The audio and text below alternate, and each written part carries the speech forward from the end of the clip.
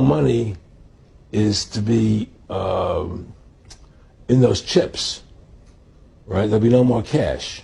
And this is giving me straight from Rockefeller himself. This is what they want to accomplish.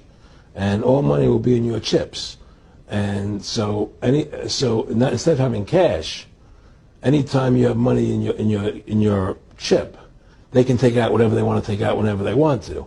If they say you owe us this much money in taxes, they just deduct it out of your chip digitally. Total control. Total control.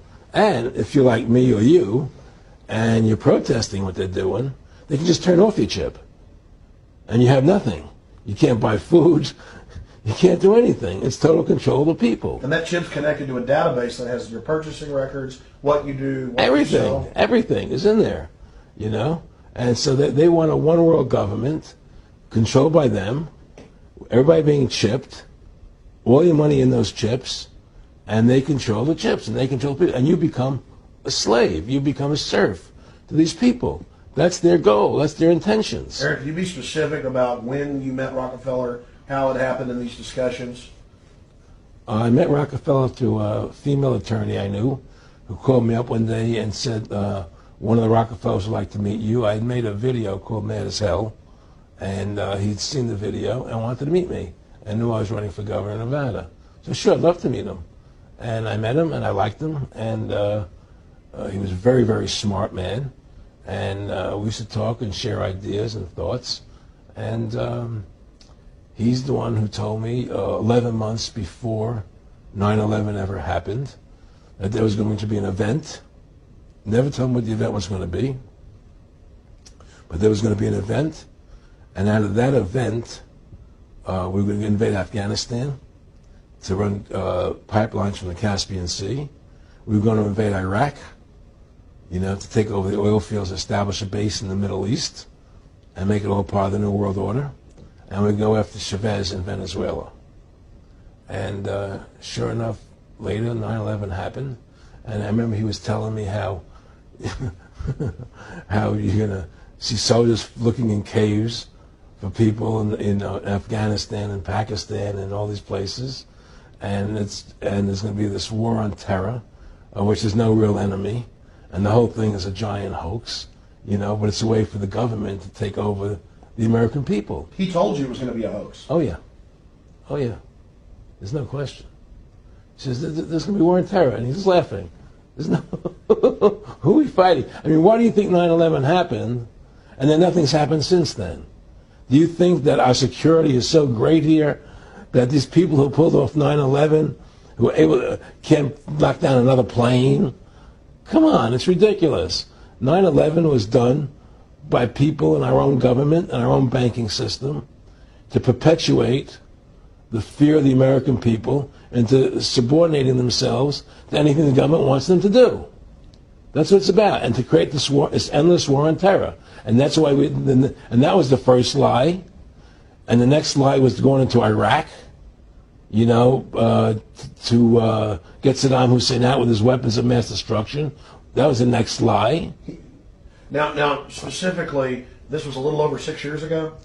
This was 11 months before 9/11. Yeah. And Nick Rockefeller, who's a lawyer, he's become your friend over the previous years, and he's saying to you that there's going to be this big event, and then out of that we're going to have a war on terror, and it's just going to go on and on. Right, an endless war on terror without any real enemy.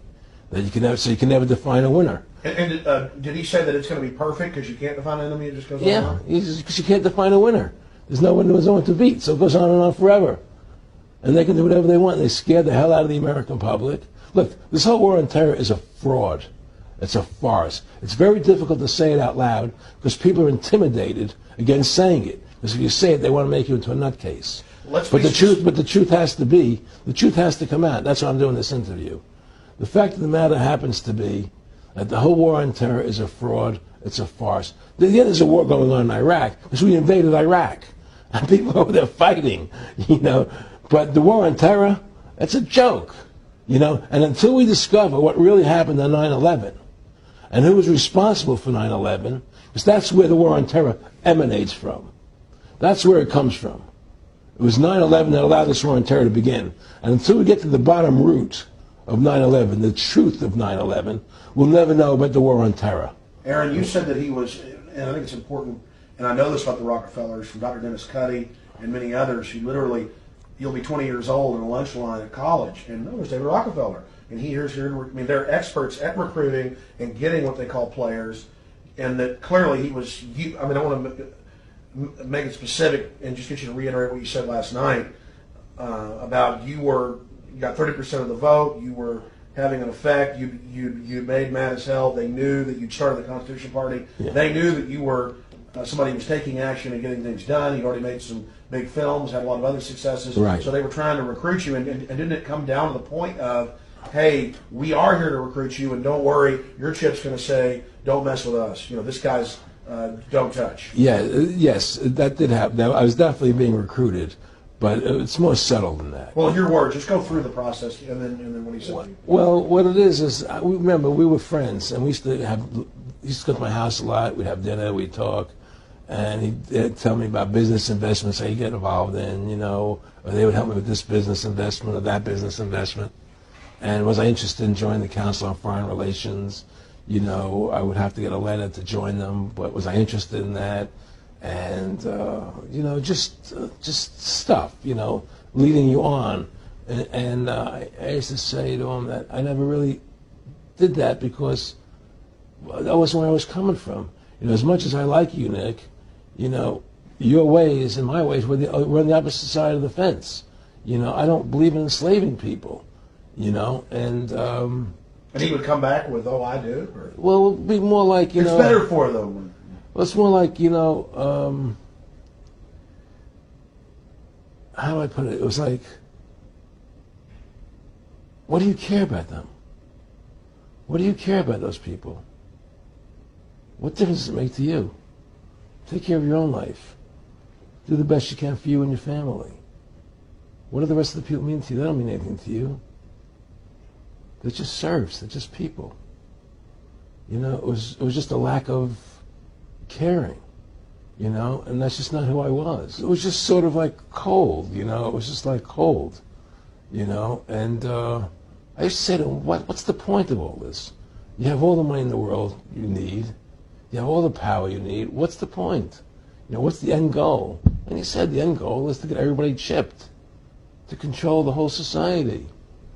To have the bankers, the elite people, the bankers and some governor controlling the world.